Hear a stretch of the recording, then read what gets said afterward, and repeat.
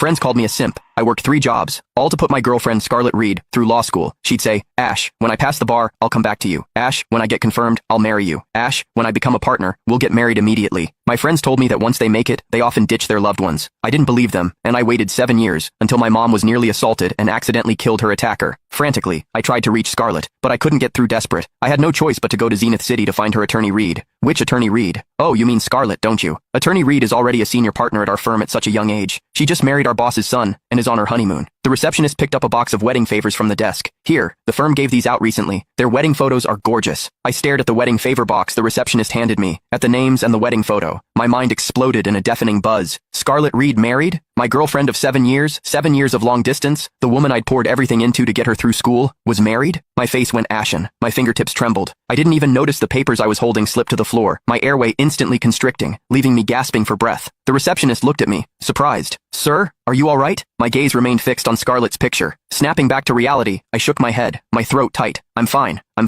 My mom got into trouble. I came all the way from out of town to Zenith City to ask attorney Reed to represent her, but I didn't expect her to be so busy, I explained, my voice catching. The receptionist looked sympathetic and offered to register me to see if other lawyers could help. Thank you. Can I keep that wedding photo? It's really beautiful. I'd like to find a similar dress when I get married. The receptionist didn't think much of it and handed me the entire box of favors and the photo. I pulled out the photo and slipped it into my jacket pocket, right over my heart. In that moment, my heart felt like it was being torn to shreds. That day, I sat on the steps outside the law firm all afternoon, repeatedly looking at the wedding photo. It was the most agonizing day of my life. Mechanically, I kept dialing her number, but the call never went through. I couldn't understand how Scarlett, who I talked to almost every day, found time to be with someone else. I couldn't understand why Scarlett, who promised to marry me, ended up marrying another man. All of it made the past 7 years, the 3 jobs, every penny sent to her for tuition, exam fees, and living expenses, into one colossal, heartbreaking joke. Bitterness, pain, and fury churned inside me. I tossed and turned all night, unable to sleep. It wasn't until dawn that my phone finally rang. I groggily answered, and Scarlett's voice came through the line. Ash, where are you? Are you still at our firm? I forgot to tell you. I went for an out-of-town training session. It was a closed program. No phones allowed. I just got mine back. I'm booking a ticket back right now. Wait for me. Scarlett's urgent tone on the phone would have sounded like genuine concern to anyone. If I hadn't personally received her wedding favors, I might have drowned in her deceptive excuses once again. Thinking back, in the years since she joined Sterling & Co., she'd frequently ended our video calls and canceled our dates with various excuses. Training, business trips, client meetings. I'd occasionally get upset, but she'd always soothe me with a few words. Now I realized I'd been a complete fool. I clutched my phone, the questions I wanted to ask ready on my tongue, but just as I was about to speak, a muffled male voice drifted from the receiver.